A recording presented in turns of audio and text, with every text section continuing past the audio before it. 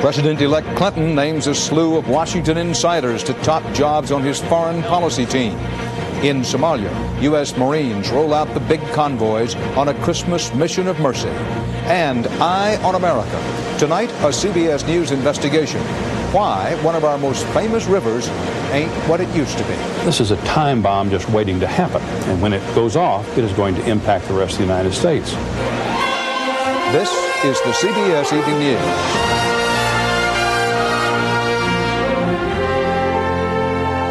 Good evening. Dan Rather reporting. President-elect Clinton has named the team that will lead the United States through matters of war and peace the next 4 years. At the top, his Secretary of State will be widely respected California lawyer and veteran diplomat Warren Christopher. Christopher has been head of the Clinton transition team, and he was number 2 man at the Carter State Department during the Iran hostage outrage. Correspondent Susan Spencer is in Little Rock, Arkansas, on the Clinton Watch.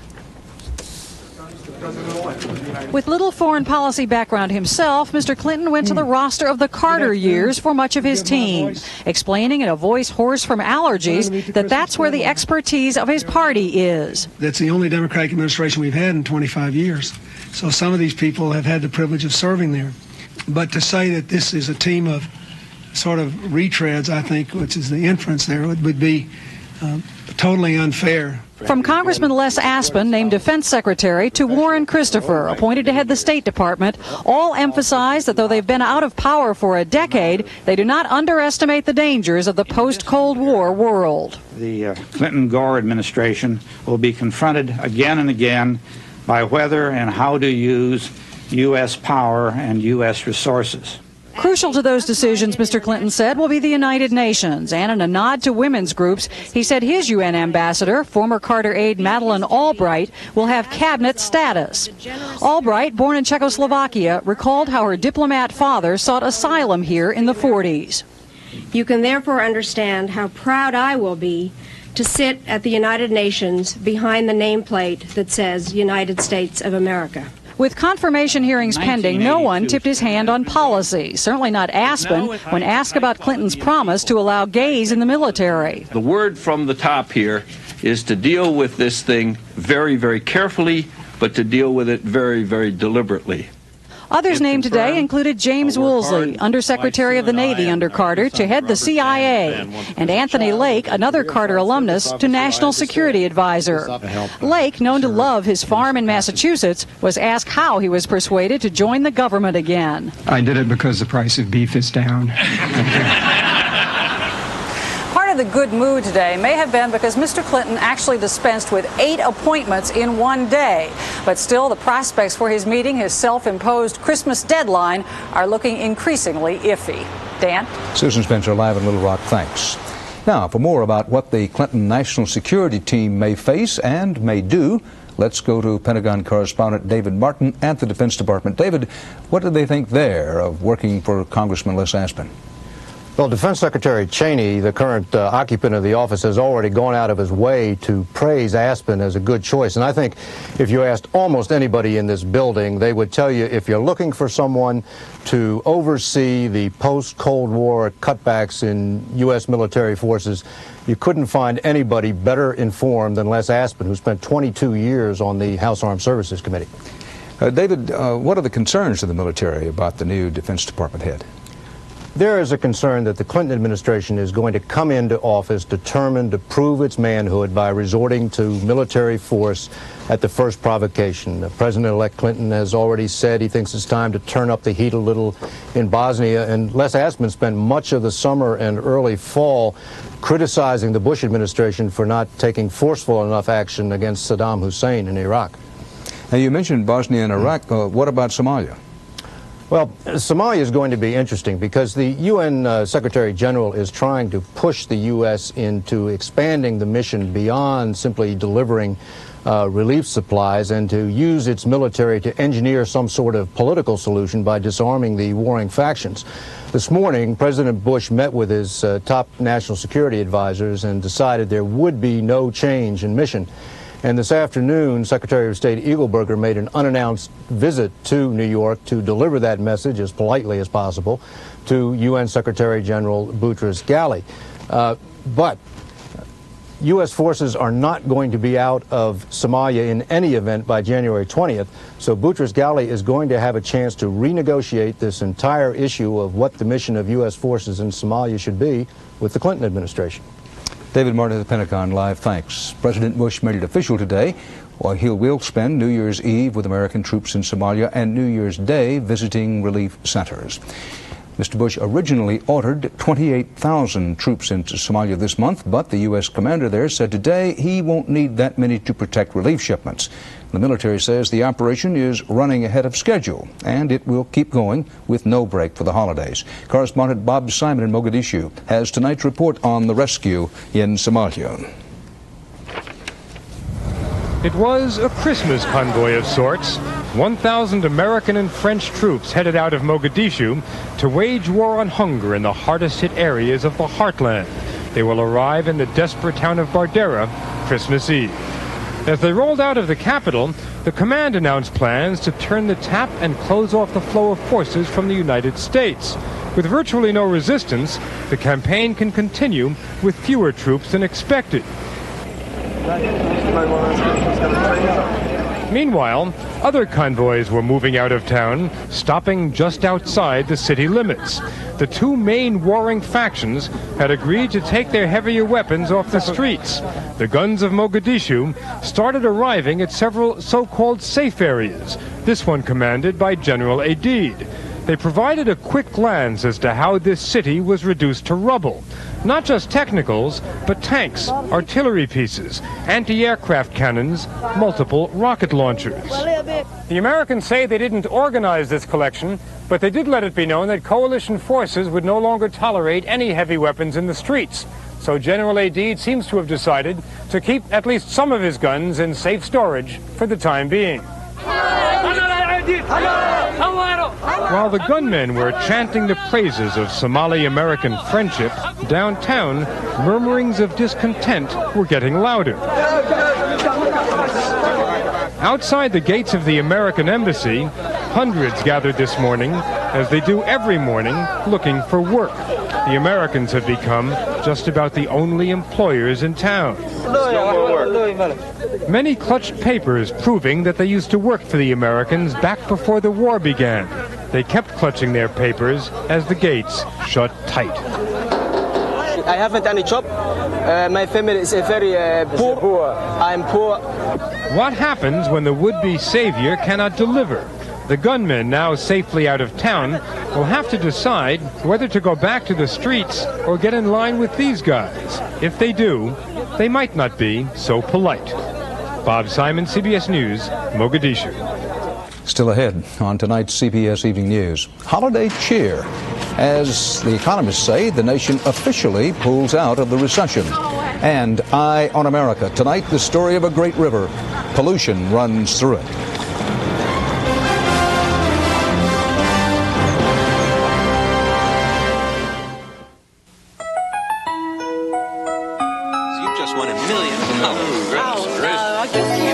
Making dreams come true.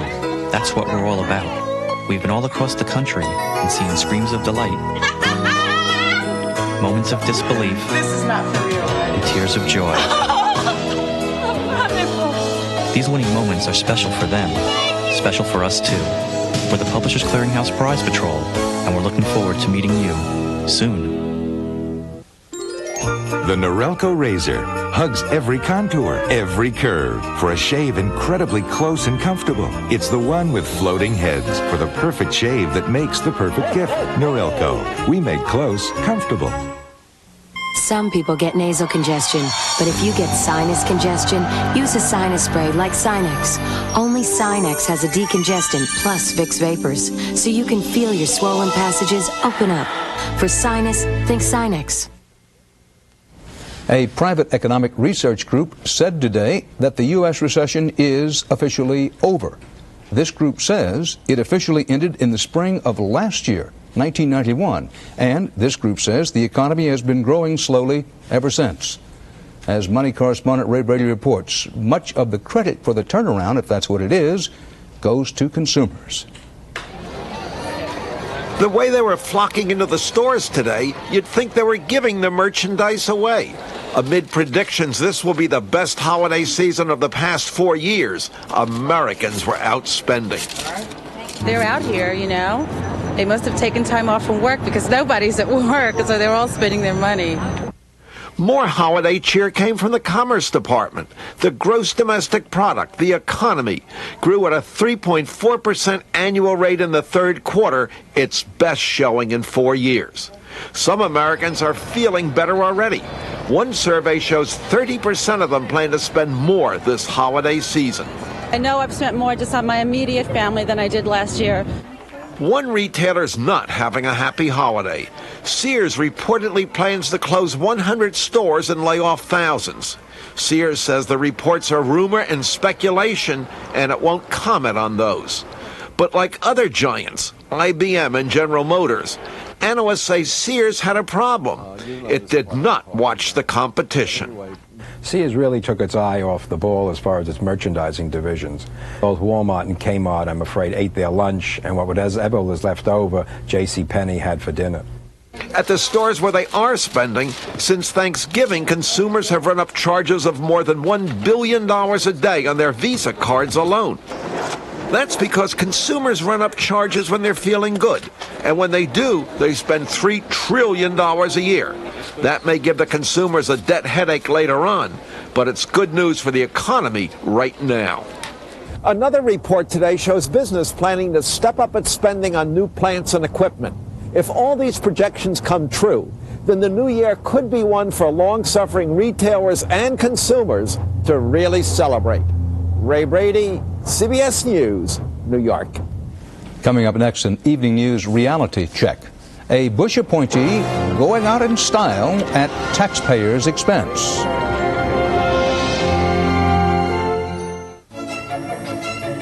I recommend Isotoner Lady Slippers. Now this is an angle to get some good footage. You can choose Isotoner Slippers, or Isotoner Slippers. Now this is a great pattern. Sharon, Grandma, Susan, and little Karen. So start the season out on the right foot. Isotoner Slippers. I have to admit, I'm a little surprised. About what? I just never thought I'd see on anything but a BMW or Lexus. Me neither. Airbag? Leather? This is quality. Expensive? About 10, 15,000 less than the BMW or Lexus. I think it feels just as good. What? Oh, there's Pontiac Bonneville. It's amazing.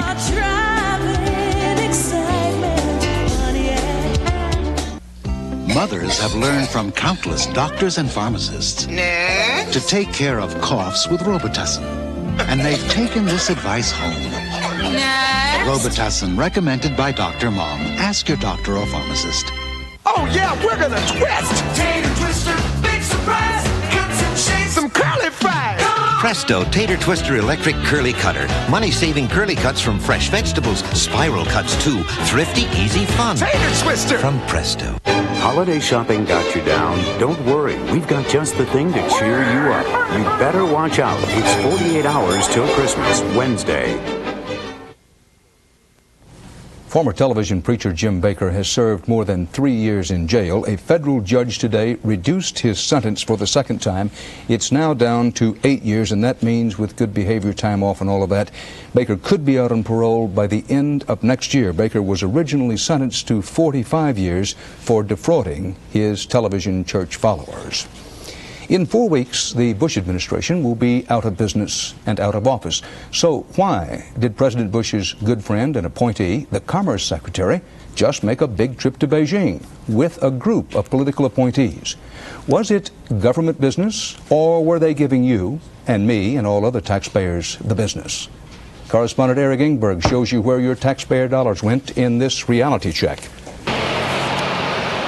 The security screen at Andrews Air Force Base was locked down tight so there'd be no pictures of the high-level government team that returned from China today. Too bad. A homecoming photo would have been appropriate for a taxpayer-financed trip that had such an old lang syne feel to it. Commerce Secretary Barbara Franklin, who led the 6-day sojourn to Beijing and Hong Kong, is a Bush appointee with only 30 days left in the job. Ditto for 8 Franklin aides who trailed along for visits to car plants and other events.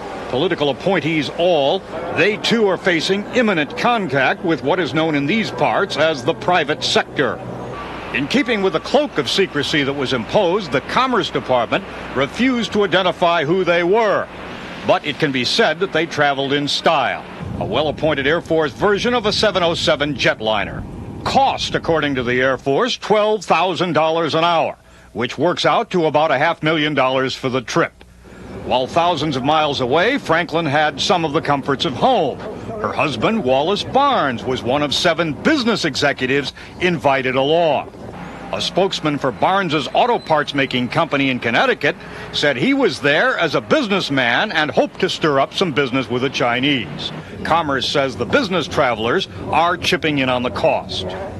Having held office for only 9 months, Franklin may have made her strongest impact with this Chinese farewell tour. Congressional watchdogs say the trip, blatant even by Washington standards, will give a boost to their efforts to restrict foreign travel by political appointees anytime the White House changes hands. Eric Engberg, CBS News, Washington.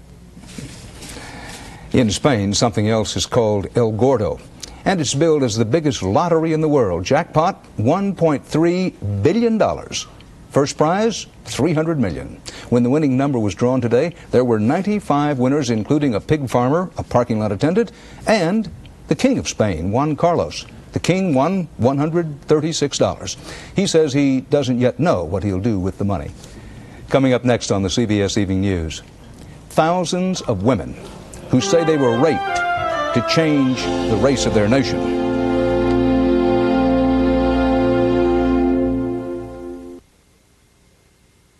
How many times I told my dad to see a doctor.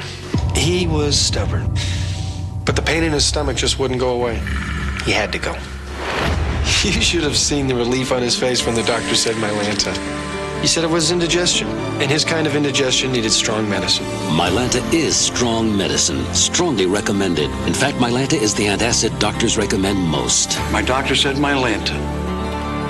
Also available in tablets and new gel caps. $10 million next month from American Family. Don't just dream about it. When you see my picture in your mail, be sure to enter. Marjorie Godzik did. Guess whose dream came true? I'm set for life. Your dreams can come true, too. Next month, you a multimillionaire this fast. $10 million guaranteed to be awarded just weeks from now. $10 million that can be all yours. Don't just dream about it. Enter today. The Remington microscreen shaves as close as a blade or your money back. Flexible screens let you shave below skin level. The Remington microscreen. Ladies, shave in or out of the shower. The Lady Remington Wet Dry.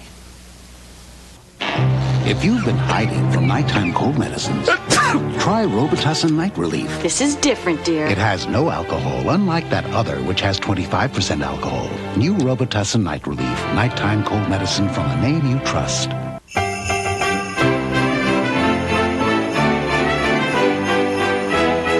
Happy holidays from CBS This Morning.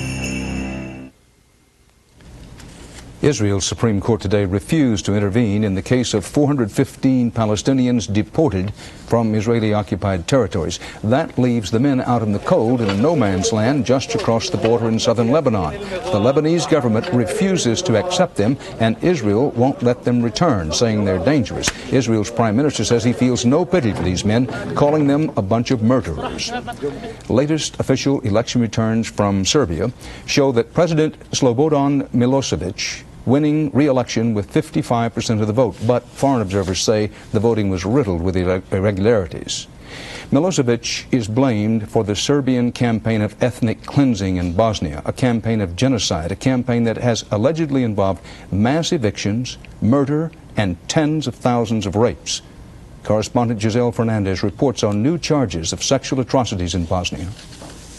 In a Sarajevo hospital, this 30-year-old woman anxiously waits to rid her body of the baby growing inside her, a baby she associates with hate, not love. She is one of an estimated 30,000 Muslim women who claim Serbian soldiers, under direct orders, kidnapped, raped, and willfully impregnated them. I am carrying a Chetnik baby, she says, a Serb baby. I feel filthy, and I want to be clean. I really don't want to see the baby. If I see it, I will strangle it. Reports of an alarming number of rapes are just the latest in a long list of atrocities emerging from the war-torn country.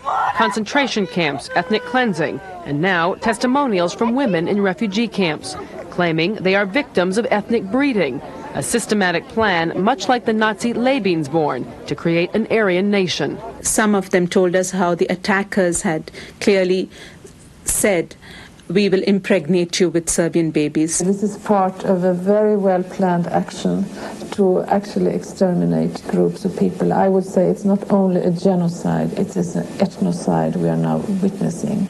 In a Bosnian prison, this Serbian soldier confessed to raping and killing Muslim women in detention camps. He says he was following direct orders. He even demonstrated his methods of execution.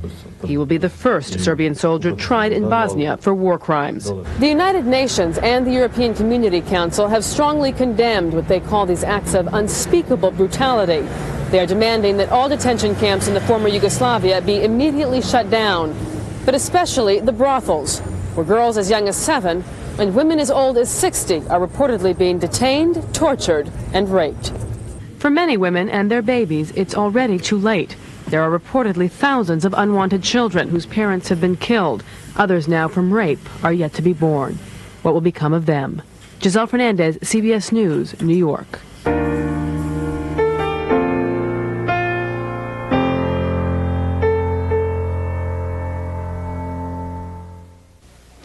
When I hear the rain, I know I'm in for it. The dampness, the chill. Arthritis pain seems to come from every joint in my body.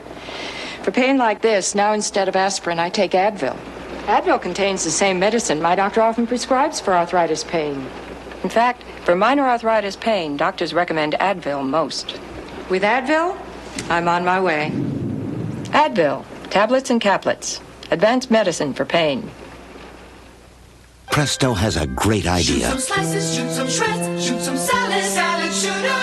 Presto has a great big idea. Professional salad shooter slicer shredder. Big capacity, holds a lot, shoots a lot. Powerful, fast, a variety of cutting blades so you can point and slice thick, slice thin, shred right into the bowl, even ripple cut. Chop, grate right where you want. Clean up easy, dishwasher safe, store anywhere. Salad shooter. Original, cordless, professional salad shooter. This man's incredibly close, comfortable shave comes from the Norelco razor. But to see how he got it, we must go back to when he began shaving. Not just above the skin, but below it. Here, our lift and cut system lifts the hair so when it's cut, it can drop below skin level without the blades touching your face. Try it, and you'll keep going back to Norelco for a perfect shave. Norelco, we make close comfortable.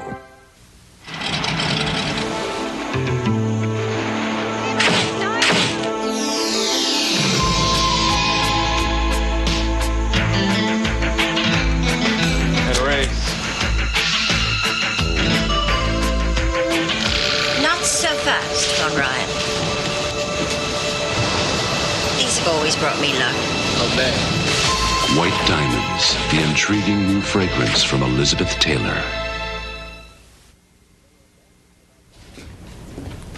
They are bandits without boundaries. They tarnish the name and dirty the waters of a mighty and majestic river. They threaten the environment and spread disease.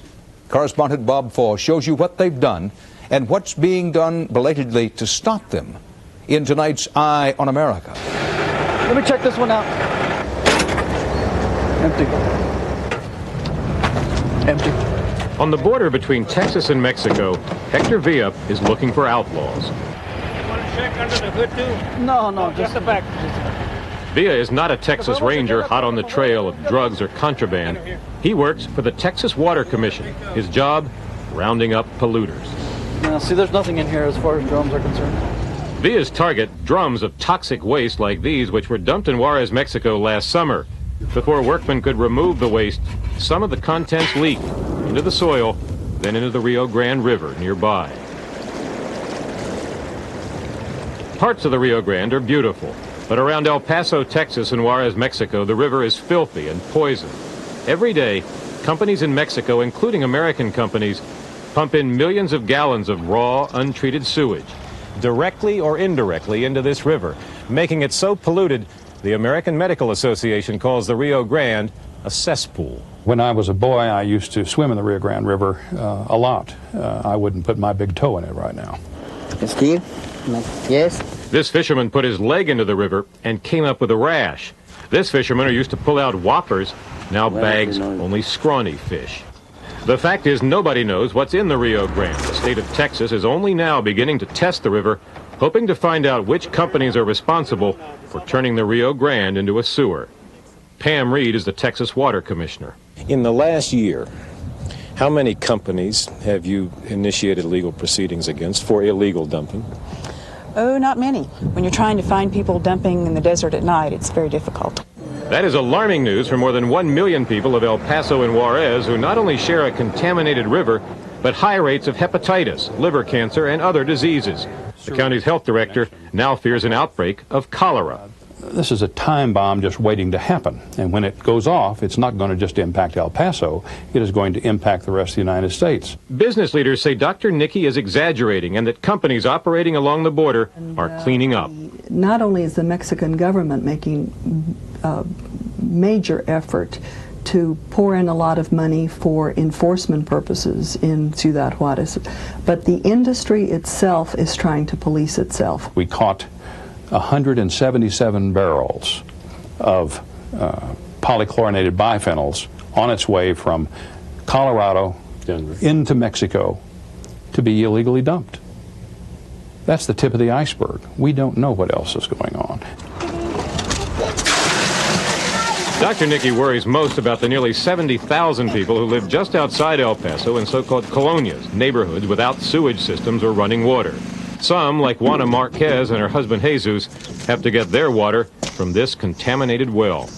It is contaminated. It was tested by the Water Commission last summer, and it has fecal matter as well as other impurities in the water, so it's not fit for drinking. Sister Mary Beth Larkin, a community organizer, says things are improving for the people here. The state has passed bond issues and is laying water pipe. But Sister Larkin worries that the North American trade agreement could overwhelm what little progress has been made. You know, the jobs and bringing jobs to this community is very important, but that doesn't mean we sacrifice the environmental quality of life here. I believe the pluses outweigh the minuses, and I believe this is a major economic boom for the U.S.-Mexico border. As the dispute rages, an understaffed environmental posse keeps fighting the good fight on the border and coming up empty-handed, while the poisons keep flowing into the Rio Grande. This is Bob Faw in El Paso, for Eye on America. And that's part of our world tonight. Dan Rather for the CBS Evening News. See you tomorrow. Good night.